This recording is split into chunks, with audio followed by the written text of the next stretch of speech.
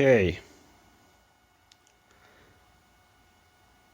so I bought a folding buttstock adapter from Wish, pretty cheap. Came with a few parts that I probably won't need because I'm not assembling an AR-15. I'm doing a 17 HMR, putting a tactical stock on a A17. Anyways, to install it, I just removed a screw that holds the thing in place,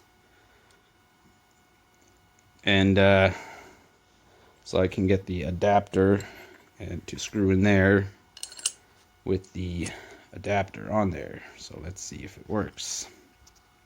Okay, it fits on there pretty well. It's got a set screw in the bottom to hold it in place if you can't tighten it by hand enough. So anyways, reassemble it by putting the button in the guard thing back in like so. There's a spring, and I'll probably need more than one hand. Okay, so disassembling it's a lot easier than I thought, and it just clicks right in place, super solid. Tighten the set screws yet. And thanks for watching, guys.